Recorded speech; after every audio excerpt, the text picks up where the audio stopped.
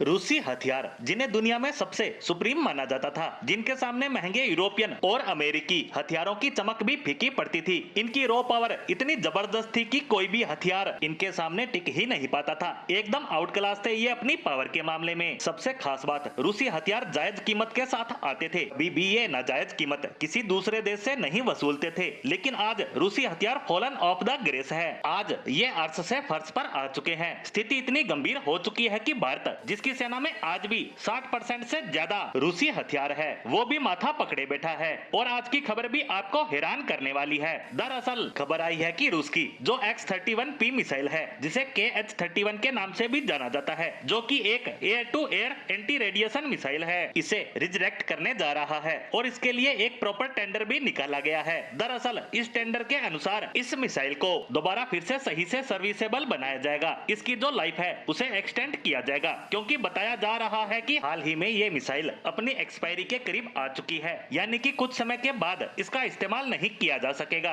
इसीलिए इस मिसाइल का अपग्रेडेशन करके इसकी लाइफ को इनहांस किया जाएगा, कुछ सालों के लिए और बढ़ाया जाएगा। अब आप कहेंगे तो इसमें गलत क्या है? एक पुरानी मिसाइल एक्सपायर हो रही है तो उससे बढ़िया है उस पर कुछ खर्च करके उसे कुछ सालों के लिए और काम में ले लिया जाए। लेकिन मैं आपको बता दूं कि इसमें कोई समस्या नहीं है। यह तो एक नॉर्मल वर्क है जो दुनिया की हर एक सेना करती है। समस्या ये है कि भारत ने ये मिसाइल कोई 20 या 30 साल पहले नहीं खरीदी, ना ही इतने साल पहले बनी है। इसे भारतीय सेना में शामिल हुए 4 साल भी नहीं हुए। ये 4 साल पुरानी मिसाइल है जिसे हमने रूस से खरीदा है। इसे रूसी सेना KH-31 और नाटो AS-17 क्रिप्टोन नाम से जानता है। इसे हमने 2019 में खरीदा था और अब ये एक्सपायरी के करीब पहुंच चुकी है। हमें पैसे लगाकर फिर से इसे अपग्रेड करना पड़ेगा। बता दें कि यह मिसाइल कोई नॉर्मल कीमत की भी नहीं है, बल्कि यह बहुत महंगी है। कई $100 मिलियन देकर इसे लिया है, यानी अरबों रुपए लगाकर इसे सेना का हिस्सा बनाया गया था और अब फिर से करोड़ों रुपए इस पर लगाने पड़ेंगे। और इसी कारण रूसी हथियारों पर सवाल उठ रहे हैं। अगर इनकी मिसाइलें इतने कम सालों में एक्सपायर होने लगी तो इनके बाकी के हथियारों की भी क्या गारंटी? और आप समझ गए होंगे कि पिछले 5-10 सालों में भारत ने रूस से कोई बड़ी हथियार डील क्यों नहीं की। इन सालों में रूस से की गई हथियार डील की बात करें तो 2018 में हमने S-400 एयर डिफेंस सिस्टम खरीदा है। उसके बाद तो कोई भी बड़ी डील दोनों देशों में नहीं हुई। अब हम फ्रांस और अमेरिका से हथियार खरीद रहे हैं। साथ ही इजराइल से भी बड़े लेवल पर हथियारों की खरीद की जा रही है और लगभग हर एक हथियार देश में डेवलप और मैन्युफैक्चरिंग करने के प्रयास किए जा रहे हैं। DRDO के निर्देशन में भारत की सरकारी और छोटी बड़ी प्राइवेट कंपनियां देश में ही हथियारों का निर्माण कर रही है, ताकि हमें दूसरे देश के हल्की क्वालिटी के हथियारों पर निर्भर न रहना पड़े। और इन्हीं सब कारणों से भारत रूसी हथियारों से दूरियां बढ़ा रहा है।